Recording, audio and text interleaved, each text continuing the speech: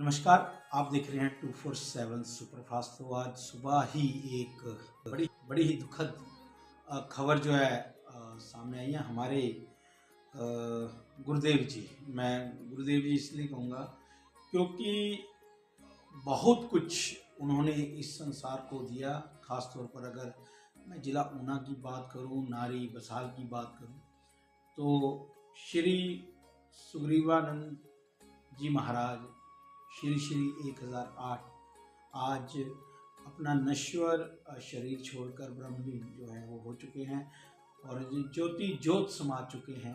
हम ज्योति ज्योत इसलिए शब्द यूज़ कर रहे हैं क्योंकि ये परमात्मा के साथ जुड़े हुए थे, तो कहीं ना कहीं इनको जो है वो निधन ही कहा जा सकता। तो ज्योति जो सुबह से ही मन बड़ा व्याकुल रहा क्योंकि कल देर शाम को भी हालत उनकी कुछ ठीक नहीं थी।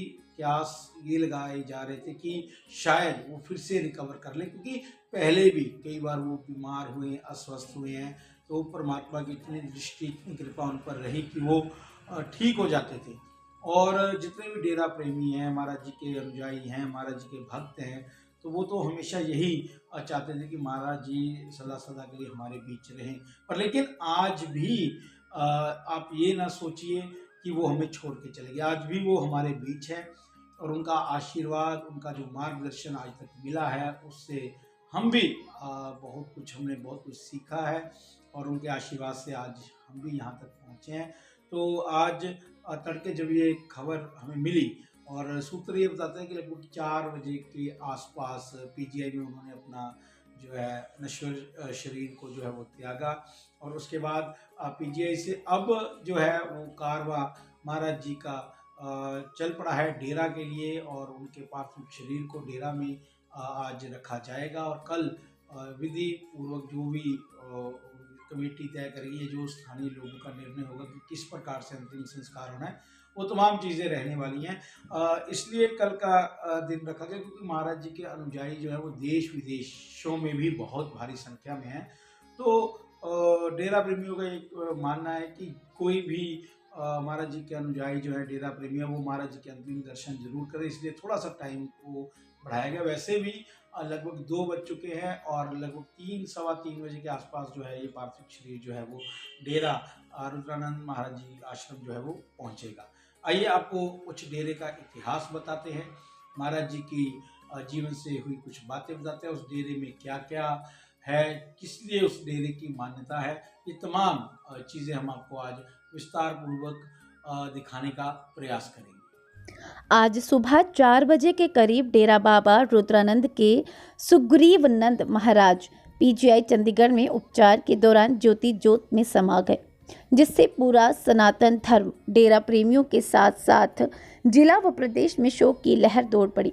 महाराज पिछले काफी समय से अस्वस्थ चल रहे थे और उनका इलाज भी लगातार करवाया जा रहा था। अभी कुछ दिन पहले भी महाराज जी बीमार हुए थे।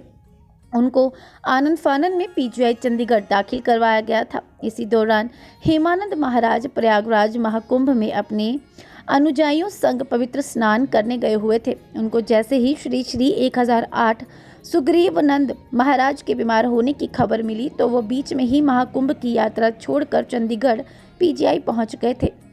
ये पहला वाक्य नहीं था कि महाराज जी बीमार थे।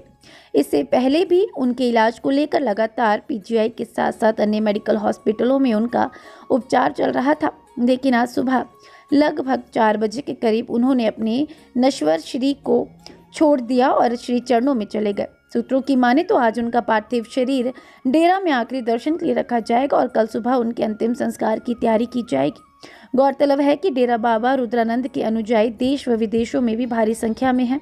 इसके लिए उनके अंतिम दर्शन सबको हो, ऐसी व्यवस्था की जा रही है। आइए आपको बताते हैं डेरे के इतिहास व महाराज जी का जीवन परिचय के बारे में।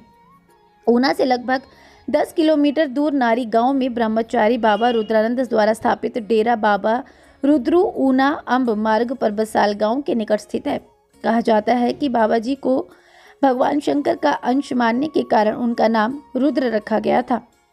क्षेत्र में प्रचलित एक किंवदंती के अनुसार एक बार स्थानीय नंबरदार ने बाबा की गायों और चरवाहों को बुरी तरह पीटा। बाद में जब चरवाहों ने पूरी घटना बताई तो बाबा रुद्रानंद ने उनकी पीड़ा के बारे में पूछा। चरवाहों ने बताया कि उन्हें ऐसा लग रहा था जैसे नंबरदार उनके साथ शरारत कर रहा है। तब बाबा जी ने उन्हें अपनी नंगी पीठ दिखाई जिस पर लाठियों के बार के निशान थे। काशी के पूज्य ब्रह्मचारी ब्रह्मानंद से शिष्य के रूप में दीक्षा लेने के बाद बाबा रुद्रानंद 5 पीपलों के समूह के नीचे तपस्या में बैठ गए, जो आज भी डेरा परिसर में मौजूद है। बाद में बाबा जी ने 1850 में एक अखंड धूना स्थापित किया, जो आज भी बिना रुके लगातार चल रहा है। ऐसा माना जाता है कि 5 पीपल के पेड़ और अखंड धूना की विभूति के बीच कुछ आध्यात्मिक बंधन है, क्योंकि सांप के काटने से पीड़ित किसी भी व्यक्ति को विभूति की खुराक देने के बाद 5 पीपल के पेड़ के नीचे बैठाया या लटाया जाता है। बाबा रुद्रू की कृपा और सांप के काटने के आशीर्वाद से वह ठीक हो जाता है।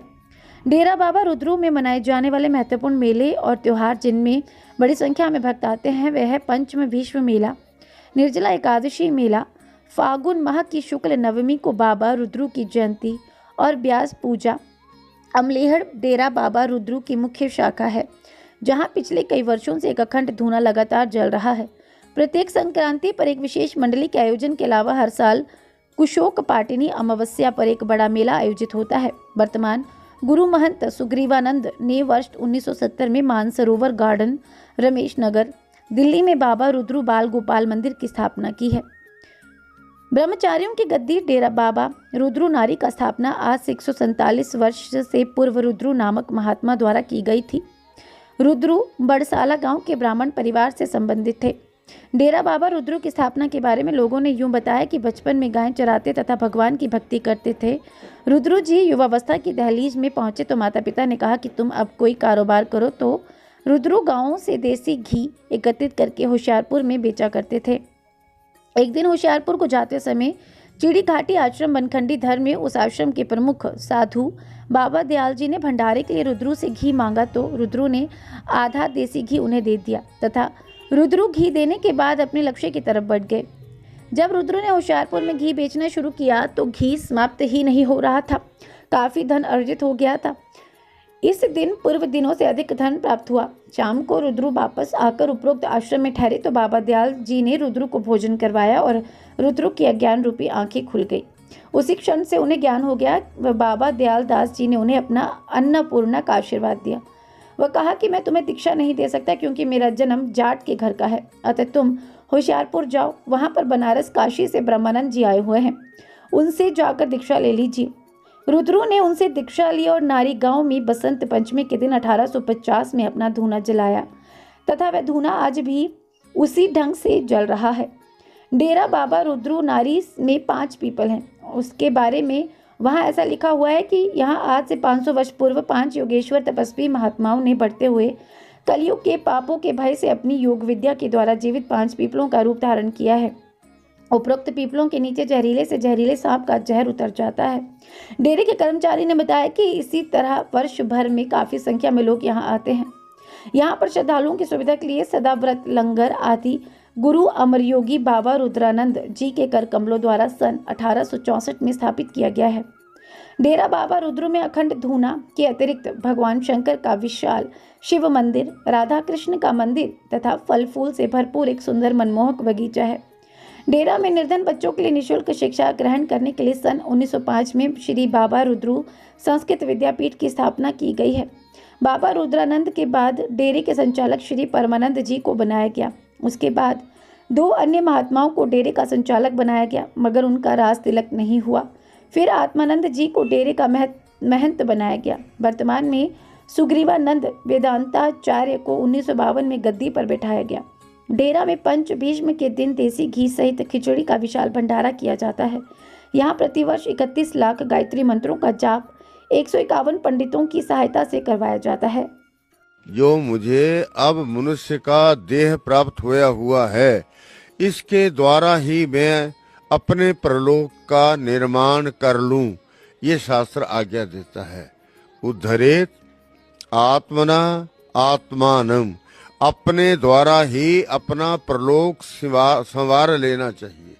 जाने से पहले, प्राण त्याग से पहले मुझे वे प्रयत्न जारी रखने हैं जिनसे मेरा परलोक भी बनता हो और संसार जो है वो सुख और शांति से, समृद्धि से, सरलता से निकलता जा रहा हो और उधर प्रभु की भक्ति भी हो, आचरण भी ठीक हो, लोक व्यवहार भी ठीक हो, जितने धर्म शास्त्र के कुछ कहे हुए कार्य हैं उनके अनुरूप जीवन चलाया जा रहा हो, तो कहते हैं उसी को धर्म कहा जाता है।